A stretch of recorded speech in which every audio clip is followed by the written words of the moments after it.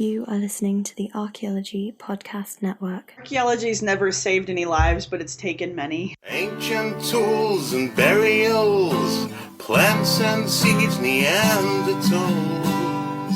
Hi everyone, and welcome back to the Archaeological Fantasies Podcast, Episode 10. I'm your host, Sarah, with my co-host, Ken Fader. And today, we're discussing the Khoso artifact.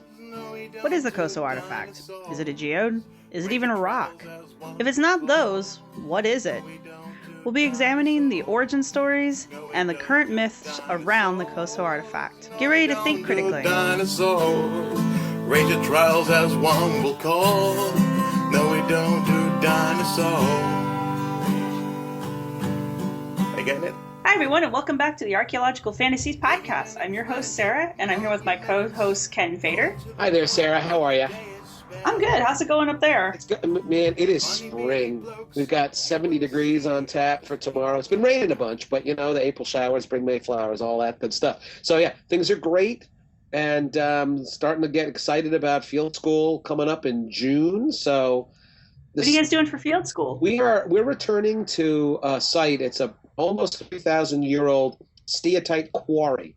So up here, we don't get ceramics until about 3,000 years ago, native ceramics. And before that, along with almost certainly with splint baskets and bark containers, in some places that are especially lucky, we've got soapstone. We have steatite, this soft rock that can be easily carved with most of the other stones that we have in this neck of the woods. And where that soapstone was available, the native folks harvested it in these large bedrock exposures. They literally cut pieces of soapstone out and formed them into bowls and ladles and platters and other kinds of containers. And soapstone is a really good material for cooking because it retains heat very well. And up until about 3,000 years ago, it was a real significant resource. And then what happens is, you know, some bozo walks in and says, hey, you know what? We don't need your soapstone anymore. We've got clay ceramics.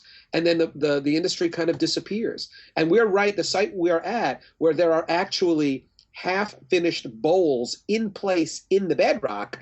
It's really cool. And the tools that were being used to isolate these chunks of steatite, to remove them and then carve them into bowls, those tools are right there at the site.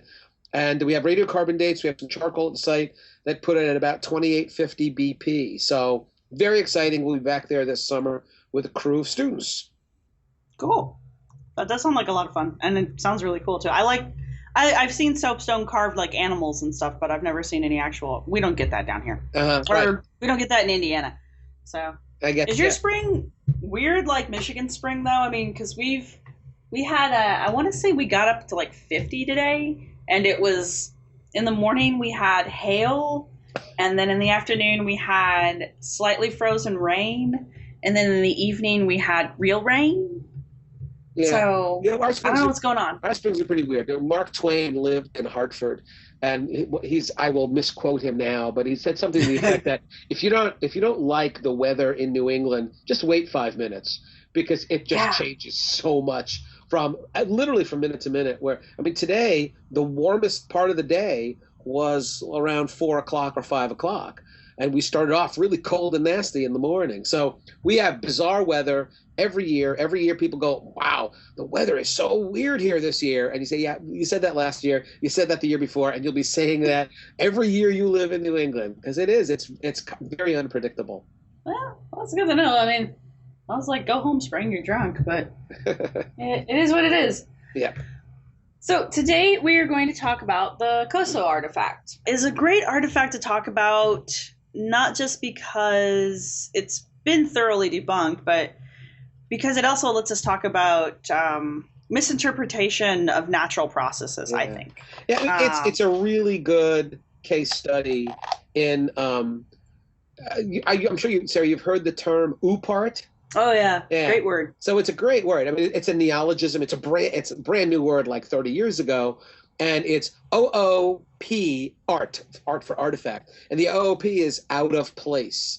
So Yeah. these artifacts are, and this is the fringe folks say, these OO parts completely turn upside down the standard archaeological chronologies, because these things are found in places and in stratigraphic levels where they simply don't conform to the conservative archaeological interpretation of the past. And the Koso artifact is a wonderful test case, because it's exactly what's being claimed. We'll talk about that specifically. And it's also because it's just so bloody lame. I mean, you really kind of have to be goofy to accept that the Koso artifact somehow reflects some incredibly sophisticated technology from, I don't know, before or immediately after Noah's flood, depending on which source you read. Yeah, I mean, one of the things that I really like about the Koso artifact is it kind of touches on a couple different fringe groups, right, all at the same time. And I think it's interesting how each group tries to use it as their own kind of evidence. But just to give some people some background on what we're talking about, in case you don't know what the Koso artifact is. So the background is in February of 1961, there were three amateur geologists, Wallace Lance, Virginia Maxey, and Michael Mikesell. And they owned a rock shop, and they would frequently go and look for rocks in the California area that they could take home, rocks and geodes that they could take back to their store and sell them. Sure. And so on this particular day, they were out, and one of the individuals found a kind of abnormal looking geode. He picked it up, he put it back into the bag. They all took it back to their workshop. Nobody thought anything about it until the next day, when Mike Mikesell claims that he ruined a brand new diamond bladed saw while trying to cut the specimen in half. And once he did finally get it open, he noticed that there was a perfect circular section of hard white material that appeared to be porcelain, and in the center of the porcelain was a cylinder that was a 2 millimeter shaft of bright metal which responded to a magnet. There you go. And there's a couple great pictures of them out there. There's a nice colored one that shows, I mean, as soon as you look at it, if you've ever seen a concretion or the way concretion grows around iron objects, I mean, you know instantly what you're looking at. For sure, right. Because you've got that soft white cortex, and then the rust on the inside of that, and then you can see the ceramic or the porcelain and the little metal bit that's in the center of it, and it does look kind of weird. It kind of looks like a hard-boiled egg, honestly. There you go. It also looks nothing like a geode. Right. I mean, I'm sure everybody who listens to the podcast has gone to rock shops or has seen geodes. I think I'm sure I have one here someplace. They're really pretty. They cut them in half. They polish them up. They got this gorgeous rock on the inside. It's all sparkly, and you know a geode when you see one. Certainly, the photographs that I've seen of the Koso artifact, man, that ain't no geode. You don't need to be a geologist to know that's not what it is. Well, it's funny you should mention an actual geologist, because there is Miss Maxey claims that she took this geode at one point to a educated geologist who is unnamed, and that particular geologist somehow was able to date the geode and the artifact to be 500,000 years old. And it doesn't really say how he did it. It doesn't really say why he thought it was that old. I mean, we know he's not dating the rock itself, because that would have given him a billion-year age if it had actually been rock, which it is not. Right. So I'm like, who is this geologist? The fact that he is unnamed makes me question if it was ever actually taken to a geologist, or if people just randomly assigned an age to it. Well, what you just described, Sarah, is a wonderful, perfect, and diagnostic of so much of fringe archaeology. You've got an unnamed geologist who ostensibly looked at this, and through some completely unreported process came up with a date for it. Well, that's if you accept that as science. I got some swampland in Florida that I'd like you to see, and I've got an expert who says it's perfectly good for development, because that's about the equivalent. That's the level of certainty that anybody should have. An unnamed geologist using some heretofore unknown technique has come up with has pulled a number out of the hat and said it's 500,000 years old. You ain't getting that published in Science magazine. Well, and that's the other end of it. If this was a real geologist and he really did find an artifact inside of a geode that was 500,000 years old, there would be an uproar. That there's no way the guy would be like, "Oh yeah, this is 500,000 years old. Go on your merry way." I mean, that's a significant and very odd thing. I mean, it would be if it were real. I would expect that person, that geologist who want to study said object, oh, absolutely, possibly try to find more of said object and possibly even write maybe a paper about it, even if it was just, a couple paragraphs about, hey, I found this thing, it's weird. But there's none of that. And I just want to talk about, a sidebar here. People need to understand that in terms of a legal definition, I cannot call myself a medical doctor and do medical doctoring. That would be against the law. Anybody can have cards drawn up saying geologist or archaeologist, and there is if you're working for a federal, say, cultural resource management project, they have rules about who can claim to be an archaeologist. But anybody else in the world can put up a shingle outside of their house and say, I'm an archaeologist, I'm a geologist. And they don't have to have a degree. They don't have to have any experience. There's no legal definition, and there's no general legal definition for an archaeologist or a geologist. I've actually encountered people who have cards that say, I had a guy talk to me about some geological feature he was interested in, and he had a card that said he was an archaeologist. By the way, he spelled archaeology wrong. That's okay. Nice. Yeah, it's beautiful. But the deal was, have you taken any archaeology courses? No. Do you have a degree in archaeology? No. Have you written a PhD thesis? No. Well, why do you call yourself an archaeologist? Well, I like to find artifacts and I dig outside. So understand that merely because somebody says, I took this to a geologist, doesn't mean anything. Mm-hmm.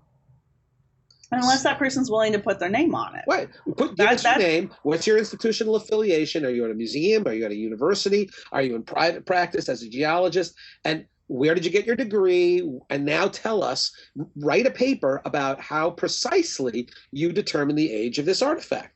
Then we'll listen. That's great. That's wonderful. But merely an anonymous geologist saying, oh, it's really stinking old, that is less than worthless. It's also incredibly convenient. Like you said, it's a hallmark of, I don't want to say fraud stories, but it is a hallmark of fringe stories. Oh, sure. Where you have, the unnamed expert. Yeah. I mean, we saw this with, we saw how this kind of worked against Dr. Hammer that we've mentioned in a previous podcast. Right, yeah. When we were discussing the genetic disc.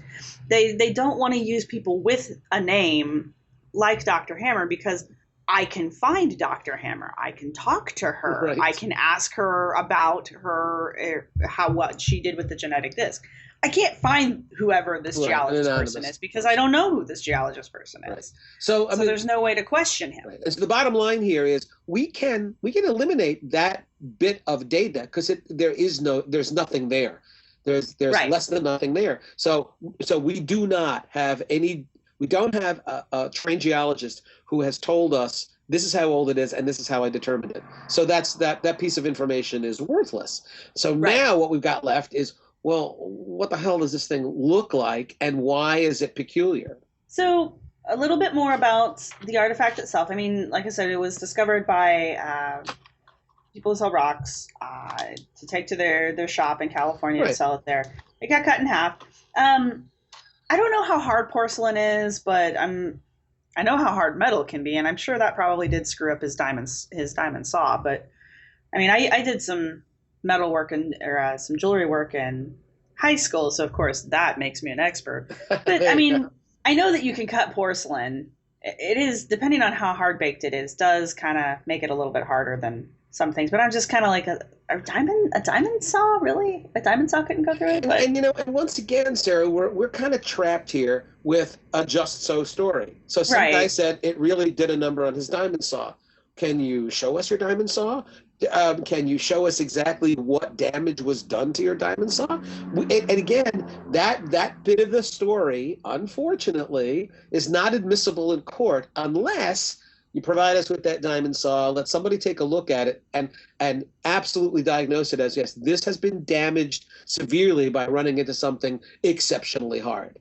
Otherwise, again, it's like those stories people tell around campfires at night. It's cool, it's scary, but where's the evidence? Where is the physical evidence to back it up?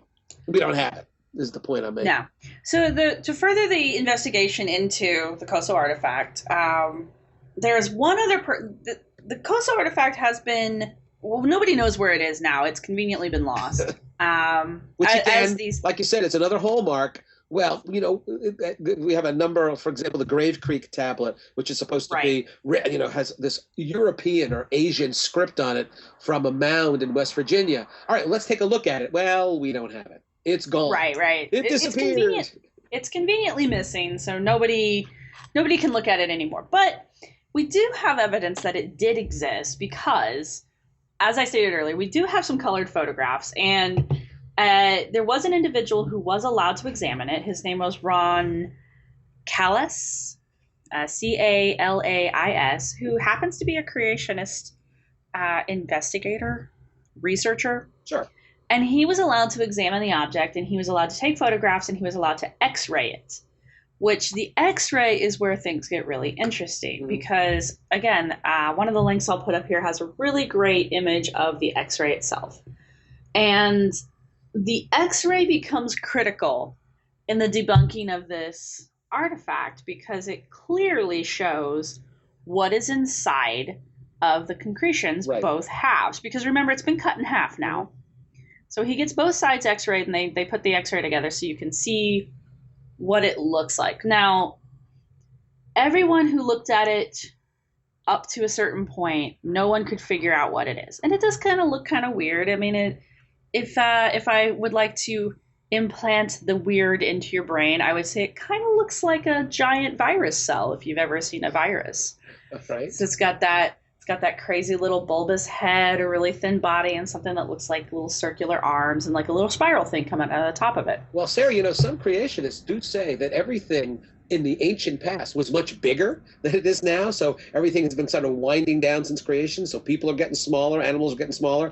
Maybe that was the actual size of a virus back when this thing was made is, a few inches long. Yeah. Think about that. Yeah. So, I mean, maybe it's a giant virus that was somehow preserved inside of a not rock substance. There you go. Now, after Mr. Callis looks at this, he makes his proclamation that it looks like a metal object inside of a rock. Right. And that's kind of where he leaves it at. But we'll touch on the creationists' angle on this thing in a minute. It kind of lays around for a while, gets passed around. The last person known to own it, to possess it physically, was Wallace Lane, who, remember, is one of the three discoverers. Right. He wouldn't let anybody see it, but he did have a standing offer up until 1999 to sell it for $25,000. There you go. That's a nice piece of change for a rock with a piece of metal in it. Right. Where this gets interesting is eventually a couple of individuals get hold of this because the Koso artifact's been around. People are using it as evidence of aliens. They're using it as evidence of young Earth creationism. They're using it for evidence of a lot of things that it's not. So a couple of guys get hold of it. Two gentlemen by the name of Pierre Stromberg and Paul V. Heinrich. They are skeptics. Right. Actual skeptics who do research into these kind of things. They have an excellent article that they wrote about their investigations into it. The best part about the investigation is when they start sending this picture, the picture of the X-ray, around to different experts in different fields. And best part about it is when they send it to a gentleman. His name's Chad Windham. He's the president of SPCA, and I'm not sure what that is, but it has something to do with old cars and stuff. Right, there you go. He thought they were joking when they first sent the picture to him because it was so obvious to him what the object was. He after recognized it immediately, right? instantly.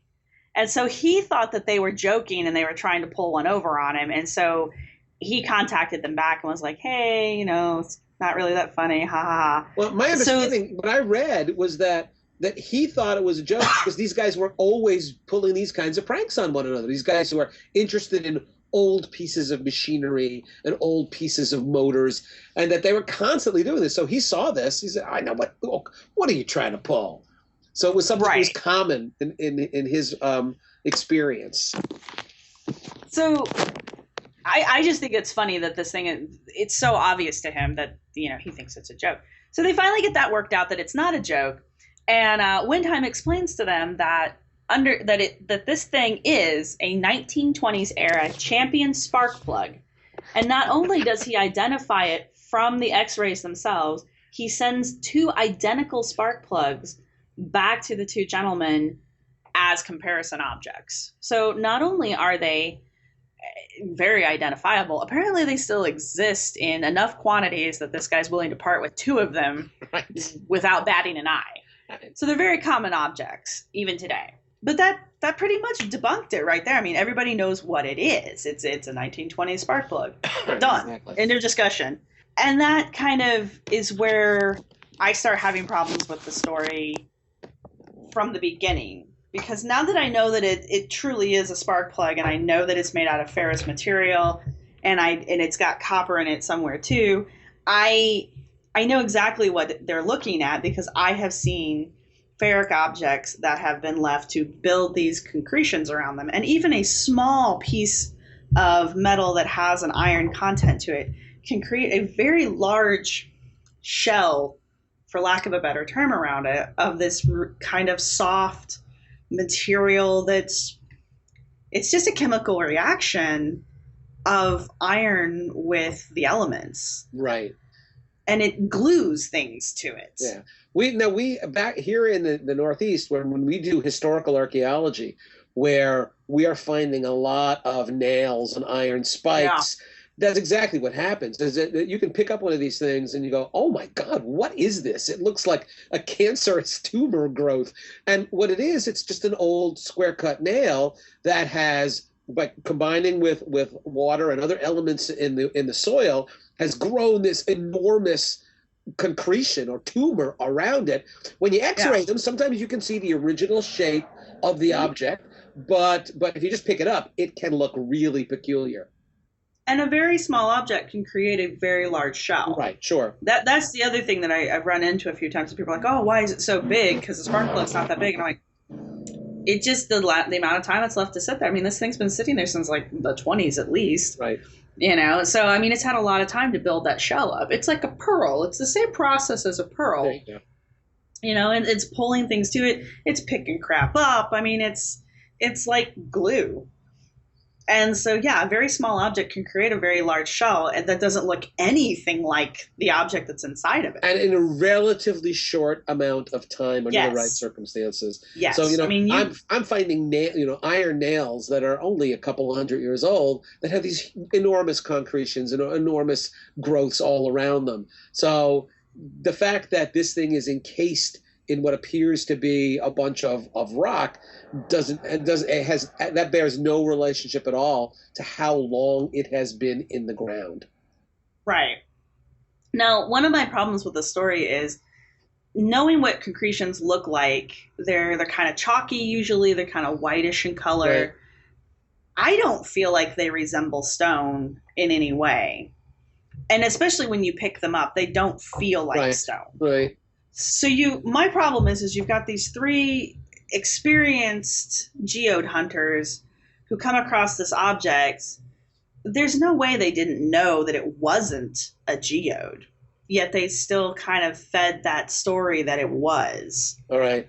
And that bothers me because it's like, well, you know you're lying. But are you suggesting that maybe that the joke ultimately was theirs? That they said, let's say this thing's a geode and see how people react to it. That maybe they knew. I like to think that maybe it was one of those kind of local joke kind of things that just got out of hand. Right. And maybe that's why the thing just vanished one day. Maybe they're like, I'm over it, and they threw it away. But what's really important about this, Sarah, is that I mean I think we still have people who creationists who say this thing is really significant. This thing really shows that typical chronologies developed by archaeologists and geologists are totally wrong. Yes. When the thing is very, very obviously to someone who recognizes the technology. I mean, not only does he say it's a spark plug, he can give us the year and the company that manufactured it. I mean, Yeah. come on. And can supply them with perfect examples of exactly the same thing.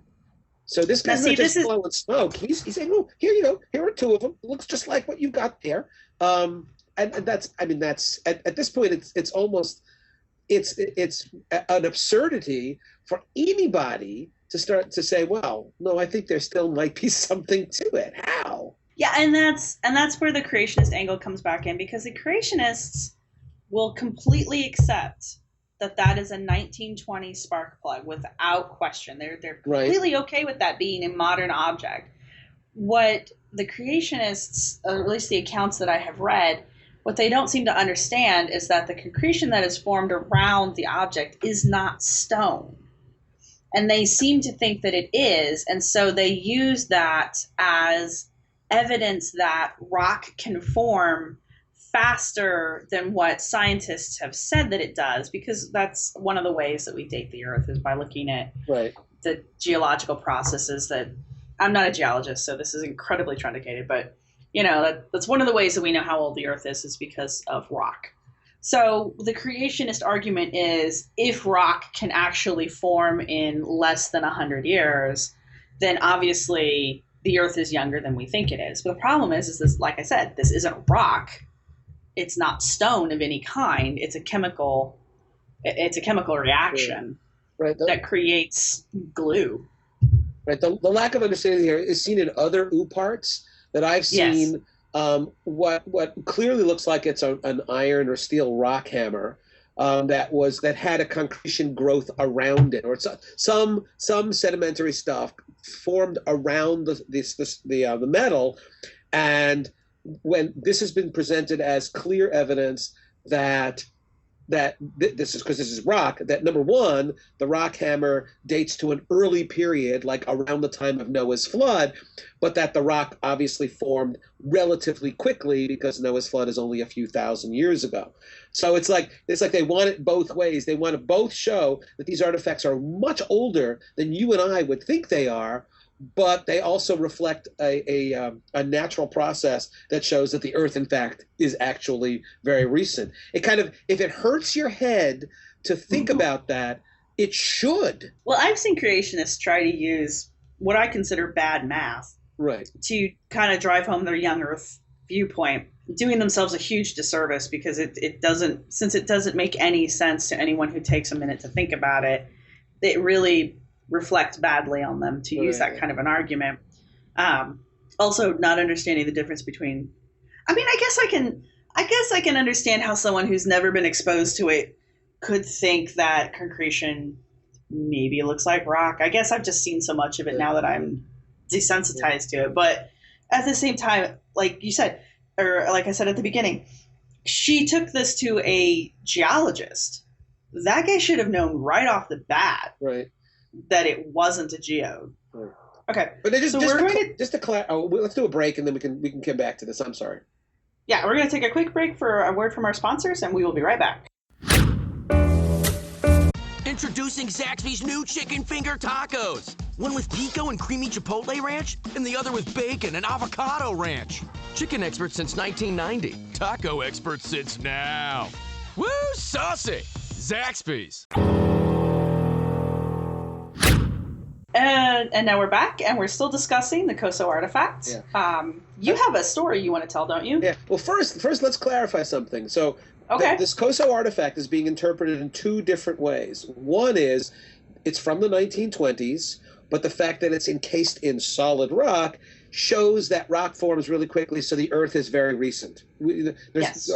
The other argument that I've seen also from creationists is that the Koso artifact, yes, it looks like a 1920 spark plug, but it reflects and a technology that we don't expect, that's out of place at a time around about Noah's flood. So that I have seen creationists say what this proves is they had internal combustion engines around about the time of Noah's flood, which throws all of archaeological chronologies and historical chronologies and geological chronologies, throws them all out of whack and shows that we don't know what we're talking about when we talk about the development of technologies.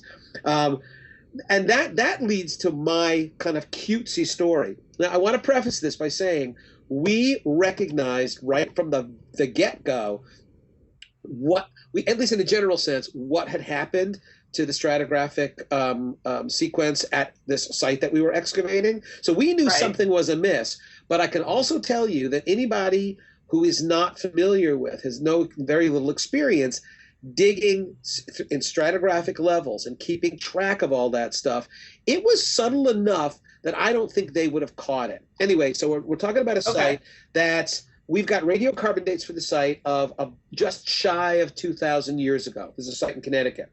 We have, stylistically, what we're picking up is a lot of ceramics of clay, clay pots, fired clay pots, and the style of it's kind of thick-walled, heavy grit temper. The design's all kind of plain. The design. Now you're talking about prehistoric pottery. We're talking about prehistoric ceramics. Ancient prehistoric ceramics. You got it. Not to be confused with historic stuff. Right. No, this is prehistoric stuff because, in fact, we've got a 2,000-year-old radiocarbon date charcoal next to these pots. The design of the pots, that is the technology reflected, fits perfectly at about 2,000 years ago. We have other stuff in Connecticut and southern New England, looks a lot like this. Those things have been dated, so stylistically the date works. And we even have some thermoluminescence dates from the sherds. It's another technique for dating. Oh. And the dates are really pretty damn close. We're looking at maybe 2,200, and a 10% differential there is a 10%, not too terrible. So we know we're at a site that's 2,000 years old. While we're digging the site, and where we come down in one excavation unit to the level where we're finding all the pottery, one of my students, one of my diggers, who's now had about a summer worth of digging, says, "Hey, Kenny, there's something weird here." And I walk over, and there's this brown, shiny object at the same depth of the ceramics. Now, we had noticed when she began digging that there was a disturbance. There's a disturbance in the field, Luke. Right. And the disturbance was that there was this kind of oval-shaped stain in the soil as she was digging down that looked like there had been disturbance, and that that soil had been removed and then it had been infilled. We weren't sure exactly what it was, but clearly it was subtle. If you weren't looking for it, if you weren't being an obsessive archaeologist, you might not have noticed it. Anyhow, this brown shiny thing that's at the bottom, that seems to be within this column of disturbed soil. She removes a little more soil with her trowel. She takes her brush out, and it sure as hell looks like it's brown glass.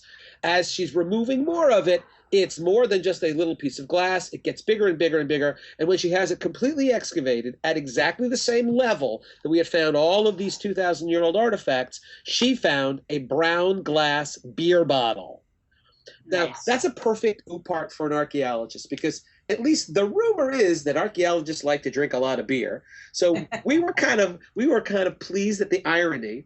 And where this bottle was found, again, at exactly the same level where stratigraphically we had found 2,000-year-old ceramics, this was actually where this column opened up into what appeared to be a little bit of a den. Now, again, if we had not noticed that stain in the soil, if we had not noticed that the soil is a little bit looser, a little bit different color, we might have had our own OOPArt to get famous with, showing that the Native Americans of Connecticut 2,000 years ago, not only did they make clay pots, but they made and consumed beer out of brown glass bottles. Well, that probably wouldn't have gone over very well in any of the archaeology magazines we have here in the Northeast. And clearly, when we walked around, we talked to the farmer.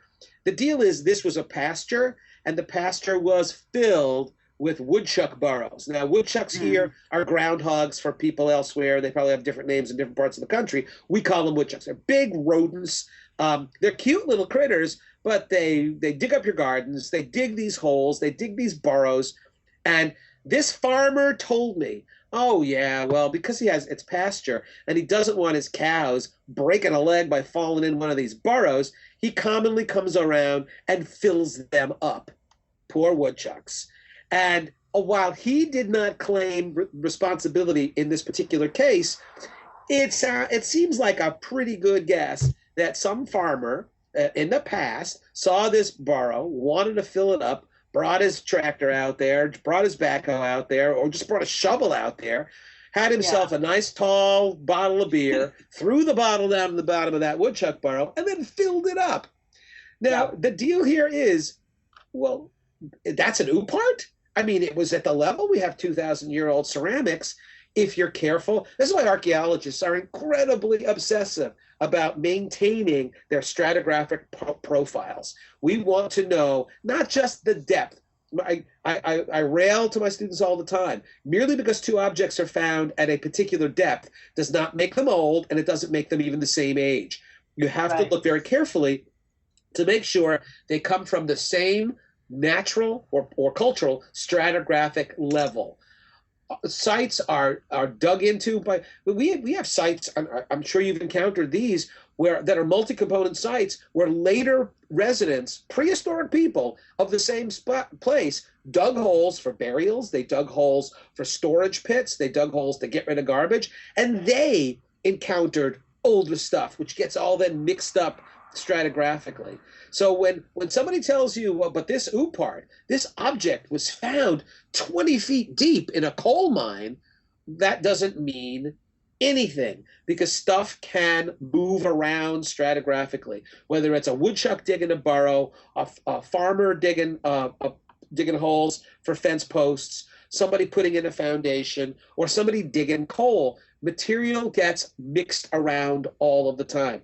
I don't know about you, Sarah, but it's kind of one of the traditions we have here in the East is when you're done digging a site, you take a coin that has the same year date that when you're digging, and you put it in that pit, so that if some archaeologist in the future digs this up, they find that coin, they go, okay, this site obviously was excavated previously, and here's when. But can you imagine somebody unfamiliar with that finding, a 2013 quarter at the bottom, 3 feet down, and not realizing, well, yeah, somebody put it there in the year 2013. It does not date to the same period as all the other stuff in that level, and that's a major problem with ooparts, is that you got folks who really aren't trained, have no experience, no background in keeping accurate track of exactly the associations, both in three dimensions, in north, south, east, west, and depth. And depth, yeah. And that's crucial. Stratigraphy is very important in archaeology, and I don't want people to walk away from just thinking, oh, fuck stratigraphy. Oh, goodness, no. I mean, screw stratigraphy. There you Yay. Go. Vulgar language. But I do want people to understand that just because, like Ken's saying, just because we find something deep down in a hole doesn't mean that it's the age of whatever the dirt or the stratigraphy is there. Also, things are different ages. Stratigraphy is different from one side of the country to the other, and obviously from one side of the world to the other. So what's old in Connecticut is not necessarily old in Wyoming, where their stuff's on the surface. Right. Oh, yeah. So, I mean, they don't even have to dig for it. They just walk and pick crap up. Well, that's, even here in Connecticut, if you're along the Connecticut River, which is a pretty sizable river, and it has, before flood control especially, it flooded regularly. And you may have to dig down several feet to get even a few thousand years ago. I dig along the Farmington River, which is a much smaller river, and its rate of deposition is much less. So a site of a similar age may be only in the top, 6 or 8 inches, because, and then if you go up into the uplands where the rate of deposition is much slower, you're basically looking at leaves falling from trees and decaying, where again you may dig a very shallow pit and be back thousands of years. So if you read something about an oopart where somebody says, yes, but we found it at a depth of 20 feet, that means absolutely nothing. Yeah, unless you're real familiar with the soils in that area and I mean, like really expertly familiar with it. Until you show me more, that depth is not going to sell me on the age of that object. Yeah, I hate to admit it, Sarah, but I think if you were to go back to just about any of the sites I've ever excavated, you would, and if you were to redig it, you would find all those damn lost line levels and mechanical pencils. Right. And well, and I mean, it happens. And like, oh yeah, it happened. Well, and one of the other things that people don't understand, like you were saying, that you found that burrow, right? The animal burrow. It's animals tear through things, but one of the ways that we know we have an animal burrow is because, like you said, there was a stain, a discoloration in the dirt itself. Right. Whereas, believe it or not, dirt has different colors depending on how deep it goes. And I know Ken knows this, but I'm explaining this to our listeners. And so typically dirt starts off dark and it gets lighter the farther down it goes. So when you're at a depth and you start seeing a dark shape appear in your wall or your floor or anywhere, you know that something has occurred. And things that happen on the scale of an archaeological dig is going to completely change the color of the soil for many, many centimeters because we go deep. Right. So if I were to go out to one of your sites and redig one of your sites, I'm probably going to know pretty quickly that this place has already been excavated just by what the soil looks like. I think you will, but here's the deal. I think a lot of folks who are not at all familiar with that, they won't necessarily notice those disturbances. Right. And I'm not trying to say that after listening to this podcast, you are now all experts in dirt, because you're not. Yeah, you're not going to get, if you listen to enough of these, we're not going to supply you with a junior archaeologist certificate. No.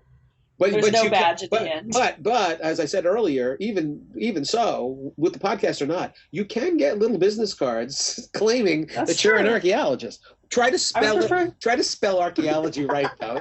That's kind of helpful. Maybe we should create cards that people can buy with archaeologist spelled incorrectly in it. There you go. And just save people the trouble. But coming back to the Koso artifact, and how you were saying the creationists, one of the arguments the creationists use is there was advanced technology at the time of Noah's flood, which is the reason why I wanted to bring it up again is because that is also not the Noah's flood part, but the advanced technology in the past argument is how ancient alien theorists view the Koso artifact. Okay. They see it as evidence of advanced technology at a much earlier stage in human development than we give people credit. And a lot of times, of course, they're associating that with the aliens who came and gave us this technology, because humankind apparently can't develop anything without alien help. Yeah, that includes 1920 spark plugs. But it makes it sound like that the spacecraft they travel across the universe to land on Earth, and they've got an internal combustion engine, and goddamn it, one of the spark plugs goes, and they're where's a hardware store when you need one 1,000,000 years ago? Right, so they just chuck it out there and let it become a geode. Yeah, but Sarah, there actually is an interesting and significant implication here. Is that one of the things that I've noticed is that when it's claimed that these OOPArts are technologically more advanced than how they're dated. In other words, in the case of this Koso artifact, it's ancient, but way before there were any spark plugs at all. So therefore, your chronologies are wrong. I've never read of an OOPArt that reflects a future technology we don't already have in our history. So in other words, somebody in the 1950s, wouldn't it be great if somebody in the 1950s claimed that they found something, they didn't know what the hell it was, and it turned out to be an Apple Watch? They actually had Apple Watches in antiquity. But you notice that these OOPArts are, it's pretty lame, huh? That before Noah's flood or during Noah's flood, there was a spark plug? Well, how about an iPad? How about something really sophisticated? They never have those. They're always technologies that are, from the context of the time period they're being excavated, they're historical. They're not anything out of the ordinary. The claim is, though, but they're found so deep, it reflects an ancient advanced civilization, and we've just explained how, well, no, it doesn't actually. So it's never some technology that we can't immediately identify. It's merely that they're claiming, well, but it's older than you would expect it to be. And another parallel that I find with the whole UPAR phenomena is very similar to what we have been discussing in past shows with the Victorian era of fakes. There was that period of time where everybody was finding basically fraud pieces, but they were claiming that they were ancient artifacts that are actually ancient fakes. And that was a big deal. There was a whole rash of them in the Victorian era, right, like mid to late Victorian era, when all of the antiquarians were out there digging crap up. I see a similar phenomena with the UPARTs because you will never find one older than modern not modern day, but modern historical technology. And you're never going to find one that reflects future technology, right, like you were saying. You're exactly. not going to find you're not going to find an iPhone 17 in a geode because it doesn't exist. But how and that great won't would happen. that be? Come on. Well, I mean, if it still works, that would be amazing. I don't know how we'd power it. I assume it would be solar powered by then, or maybe just sucks power out of the air. But whatever. Nuclear power. It's got a little nuclear reactor inside. Totally safe. Don't put Totally. But don't put it in your crotch pocket because there could be problems. Ah, no. But anyway. But I mean, so I see a similar phenomena there, Sure. because it's not that they're creating fakes this time, but it is finding non-artifacts and trying to assign them the status of artifact. It's almost a willful misinterpretation of rock or of commonly understood and recognized historical artifacts, and trying to force them into a context that just doesn't fit a standard chronology. And that's a really interesting thing to try to do, but it's just it does not bear up under any kind of scrutiny. Okay, I want us to take a real quick break to have a word from our sponsors, and when we come back, we're going to wrap up our discussion of the Koso artifact.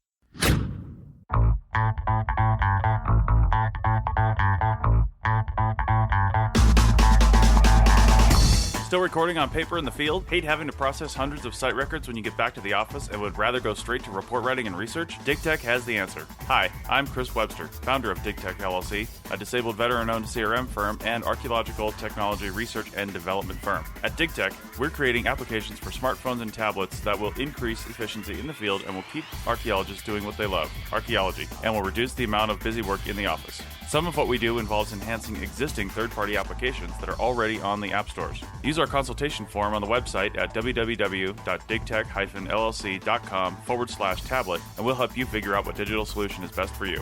The cost of going digital is a lot less than you think, and once you do it, you'll wonder why you ever recorded on paper to begin with. Contact Chris over at DigTech, the parent company of the Archaeology Podcast Network, today, and let DigTech help you save paper, save time, save resources, and go digital. Now, back to the show. And we're back, and we're still talking about the Koso artifact. And Ken, you've got some interesting ideas? Yeah, I mean, here's the deal, folks. I mean, in a sense, Sarah, this has been a lot of fun. But, doesn't it kind of piss you off a little bit that we have to spend an hour talking about a 1920 spark plug, that clearly that's what it is, and try to, convince people that, this is not evidence of some superior technology 5,000 years ago, and no, it doesn't show that rock forms really quickly, and so therefore the Earth is recent. But so here's how we redeem ourselves. The Koso artifact is called the Koso artifact because it was found in a little town in California along the Koso Range, which is a mountain range. I think it's the town of Olanchi. If you drive about an hour, not quite an hour, south of Olanchi, you come to the Naval Air Weapons Station at China Lake. It's a 1 million+ acres military installation. Okay, what does that have to do with archaeology? Here's the deal.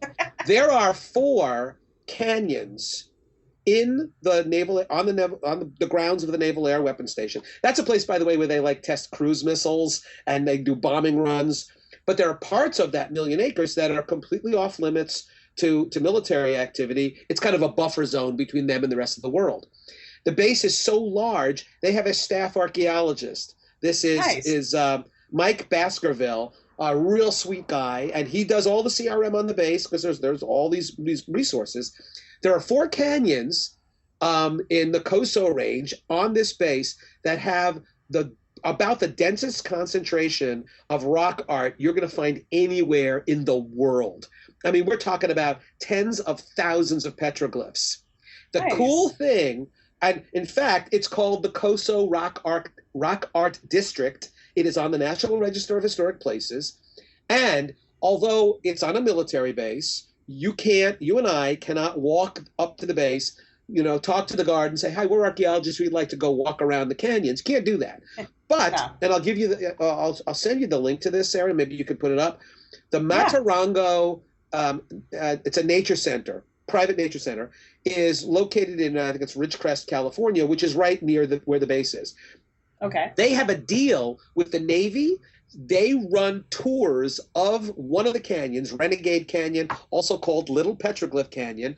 They run tours on weekends, not in the middle of the summer because it's way wicked hot, but other times of the year. And they have trained guides who you have to fill out a bunch of paperwork because, again, it is a secure military installation. But you fill out a bunch of paperwork, you do it in advance. There are a limited number of spots, but on the weekends, they take people out to Little Petroglyph Canyon, and then there's a few-hour hike. It's a pretty easy hike through the canyon where you will see thousands of real, genuine archaeological artifacts. This amazing rock art.